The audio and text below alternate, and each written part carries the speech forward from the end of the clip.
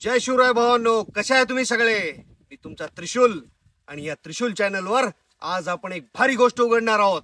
ते एक म्हण आहे, तुम्हाला माहित असेल, गोर गरिबासाठी लढता लढता श्रीमंत होण्याला राजकारण म्हणतात. आणि भाऊ, या म्हणीला सध्या कोण चपलाक बसवतोय? तर लक्ष्मण हाके हा तोच आहे जो सध्या मराठा आणि ओबीसी वादात उडी मारून बोंब ठोकतोय. पण हा माणूस खरंच ओबीसींचा कैवारी आहे का, की फक्त स्वतःचं पोट भरणारा लुच्चा आहे? इतिहासात सुद्धा नोंद घेतली जाईल की एका कर्तव्यशून्य माणसाने फक्त जरांगे पाटलाचं नाव घेऊन आणि त्यांची कॉपी करून घर, गाडी, संपत्ती आणि प्रसिद्धी सगळं कमवलं. पण लायकीचं काय हो? दर्जा हा रक्तात असावा लागतो. सध्या गल्लीपासून ते दिल्लीपर्यंत चर्चा आहे की हाकेला पुण्यात फ्लॅट मिळालाय, फॉर्च्युनर गाडी मिळालीये आणि काहींना म्हणे विधान परिषदा मिळाल्या, मंत्रीपद भेटले. हे वडापाव खायची लायकी नसलेला हा माणूस गाडी, फ्लॅट कस काय घेतो? दुनियेची दारू पिऊन गल्ली बोळात हिंडणारा डायरेक्ट महागड्या गाडीमध्ये. ही फक्त राजकीय चाल आहे. आणि धनगर समाजाचं काय? त्यांच्यासाठी काय केलं यानं? आज आपण ह्याचाच पोलपट्टा उघडणार आहोत. तेव्हा तुम्ही पहिल्या चॅनलला सबस्क्राईब करा, लाईक ठोका आणि कमेंट्स मध्ये तुमचं म्हणणं सांगा. चला सुरू करूया. लक्ष्मण हाके हा कोण आहे? भाऊ, आधी जरा या हाकेची ओळख करून देतो. लक्ष्मण हाके मूळचा सोलापूरचा सांगोला तालुक्यातल्या जुजारपूर गावचा. धनगर समाजात जन्म झाला. मेंढपाळ कुटुंब, ऊस तोडणीचं काम केलंय आणि पुण्यात फर्ग्युसन कॉलेजात प्राध्यापक होता. बघा, याची स्टोरी जर आपण वरवर पाहिली तर इन्स्पायरिंग आहे. पण भाऊ, यानं धनगर समाजासाठी काय केलं? धनगर समाज वर्षानुवर्ष एसटी मधून आरक्षणाची मागणी करतोय, पण हाके कुठं दिसला या पूर्ण प्रक्रियेत? हाके सरपंच व्हायची अवकात नाही, म्हणे मला मंत्री करा. त्याच्याऐवजी हा मराठा ओबीसी वादात उडी घेतोय आणि ओबीसींचा झेंडा लावून जरांगे पाटला विरुद्ध बोंबलतोय. जरांगे पाटलाची काय बरोबरी करतो बेट्या? जरांगे पाटलांसोबत फिरणाऱ्या आमच्या सारख्याला सुद्धा फॉर्च्युनर दिल्या असत्या समाजानं. कारण भाऊ, खरंच याला ओबीसींची काळजी आहे का, की यामागं काहीतरी काळबेर आहे? आता वाघाच्या विरोधात भुकण्यासाठी पण कुत्रा वाघ बनणार. अबे, वाघाचं कातड पांघरून कोणी वाघ होत नाही. बापाची चप्पल आली म्हणून कोणी बाप होत नाही. आता सगळ्यात रंजक गोष्ट सांगतो. इतक्यात मागे एक बातमी आली होती, आठवते का? की बाचोटी गाव ते आमच्या नांदेड जिल्ह्यातलं. लक्ष्मण हाकेच्या गाडीच्या काचा फोडल्या. म्हणे रात्री 12-1 वाजता मध्यरात्री कोणतरी ह्याच्या गाडीला हात दाखवला. ह्याला वाटलं बा कोणतरी आपला फॅन आहे, आपला फॉलोअर आहे, म्हणून यानं गाडी थांबवली. आणि काय, त्या माणसानं काच फोडली आणि निघून गेला. भाऊ, कसं शक्य आहे? हा नुसता पितांना दिसला तर याला डांबरीनं थेट चौकीत नेलं. रात्री बेरात्री गाडी थांबून असले गांडू डाव आमच्या गावखेड्यातले पोट्टे करतच नाहीत. त्यातल्या त्यात नांदेडचे तर करतच नाहीत. मला तर वाटते यानं स्वतःच काच फोडली असेल आणि ड्रामा केला सगळा. कॉपी बैठकीला गर्दी जमत नाही म्हणून की नाही, यानं स्क्रिप्टेड हल्ला घडून आणला होता आणि असा सूर तेव्हा आला होता, असं तेव्हा लोक म्हणायचे.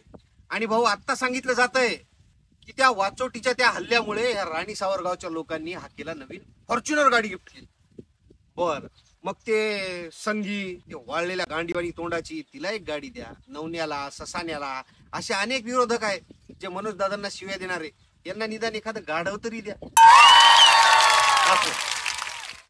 मी माझ्या जुन्या रूममेटला फोन लावला, जो राणी सावरगावचा आहे, माझ्यासोबत नांदेडला होता रूममेट. फोन लावला, त्याला विचारलं.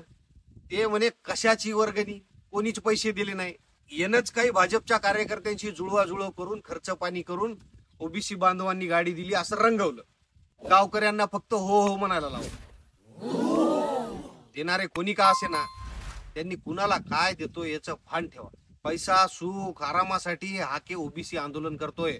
ओबीसी बांधवांना विनंती आहे, ह्याच्या नादी लागू नका. आणि पुण्यात फ्लॅटचं काय हो?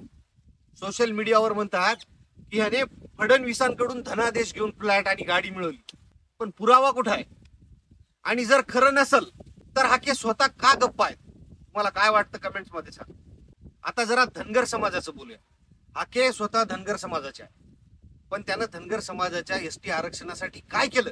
भाऊ, धनगर समाज वर्षानुवर्ष लढतोय, पण हा हाके कुठं दिसला का? त्याऐवजी हा जालना आणि वडीगोद्रीत उपोषण करतोय, मराठा आरक्षणाला विरोध करतोय. अरे, जर तुला खरंच समाजाची काळजी असेल ना, तर धनगराचं आरक्षण का नाही मागितलं? जरांगे पाटलांचा फायदा आमच्यापेक्षा तुला जास्त झालाय.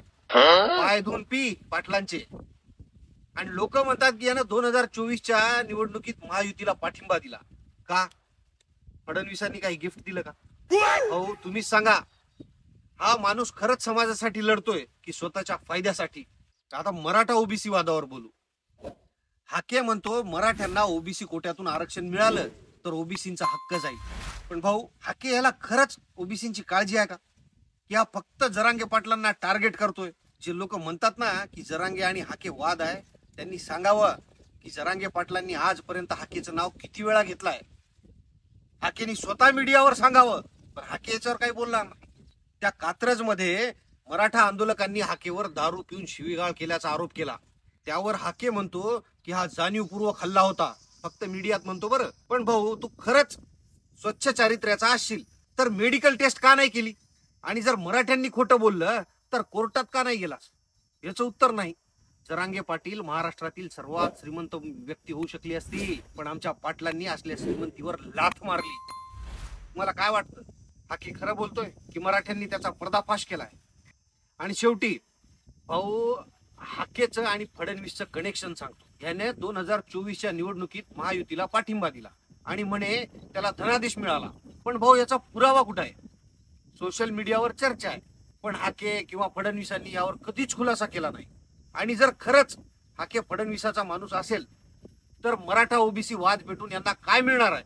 निवडणुकीत मत की हाकेला आणखीन एखादा फ्लॅट? मी कधीच जातीवाद करत नाही, पण आम्हाला अभिमान आहे. पाटील गरीब आहेत पण इमानदार आहेत. स्वतःच कार्यकर्त्यांना गाडी द्यायची, स्वतःच पैसे द्यायचे आणि जनतेनं दिले म्हणून आभार मानण्याची ही फार जुनी पद्धत आहे. भाऊ तुम्हीच सांगा, हा सगळा खेळ काय आहे? हा होता लक्ष्मण हाकेचा पोलपट्टा. धनगर समाजाकडे दुर्लक्ष, मराठा ओबीसी वाद पेटवणं आणि फ्लॅट फॉर्च्युनरच्या गप्पा. नाशिकच्या कृपेनं नागपूरचा माल नांदेड साक्षीला ठेवून परभणीच्या नावानं खपवण्याचा हा प्रयत्न. पण खरं काय खोटं काय हे तुम्ही ठरवा. मला एकच सांगायचं आहे भावांनो, आपला समाज एक आहे. मराठा, धनगर, ओबीसी सगळ्यांनी एकत्र येऊन लढलं तरच आपलं भलं होईल. हाकेसारखे लोक फक्त वाद पेटवत आहे आणि आपण त्यांच्या जाळ्यात अडकतोय. तेव्हा डोळे उघडा भाऊ. हाके एक दिवस तुम्हाला भिकारी बनवेल, त्याच्या नादी लागू नका. हा व्हिडिओ आवडला तर लाईक करा, सबस्क्राईब करा आणि कमेंट्स मध्ये सांगा तुम्हाला हाके बद्दल काय वाटतं. बिनधास्त व्यक्त व्हा. आणि हो, जर तुमच्याकडे याबाबत काही पुरावा असेल तर मला मेसेज करा. मी त्रिशूल. पुन्हा भेटू नव्या व्हिडिओत. जय हिंद, जय महाराष्ट्र.